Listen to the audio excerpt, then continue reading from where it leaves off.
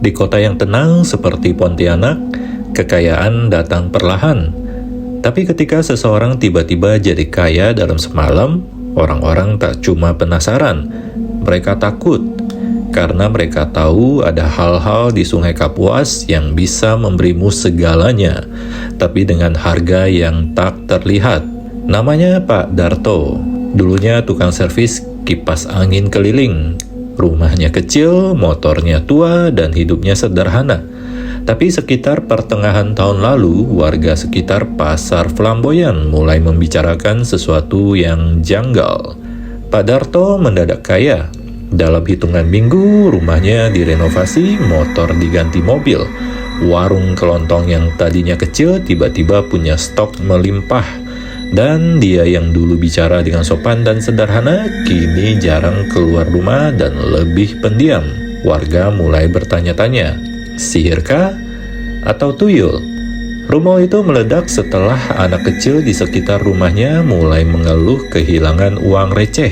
Uang jajan hilang dari dompet, kata salah satu bocah. Celengan saya kosong padahal belum dibuka, ucap yang lain. Puncaknya, seorang ibu rumah tangga mengaku melihat sosok kecil bertelanjang dada dengan kepala botak berlari melintas di perkarangan rumah Pak Darto malam-malam. Matanya merah dan jalannya bukan kayak anak manusia, katanya sambil gemetar. Tentu saja tidak ada yang bisa membuktikan itu. Tapi satu hal yang semua orang sepakat, Pak Darto tidak pernah lagi sholat di masjid. Tidak pernah lagi menyapa tetangga, tidak pernah lagi membuka pintu rumah kecuali tengah malam. Malam-malam saat bulan purnama menggantung di atas Sungai Kapuas. Suatu malam, seorang pemuda bernama Rangga yang tinggal tak jauh dari rumah Pak Darto memutuskan untuk menyelidiki, bukan karena iseng, tapi karena kakaknya juga kehilangan uang yang disimpan rapi di dalam laci terkunci. Ia menunggu di gang kecil dekat rumah Pak Darto, jam menunjukkan pukul 1.13 dini hari. Tiba-tiba terdengar suara pintu kayu tua berdecit pelan. Cahaya samar dari rumah Pak Darto menyala. Rangga mengintip.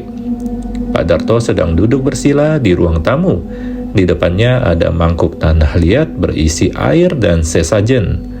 Tapi bukan itu yang membuat jantung Rangga hampir copot. Di pojok ruangan tampak dua sosok kecil botak. Tubuh mereka kurus, abu-abu seperti patung, matanya menyala merah, samar dalam gelap.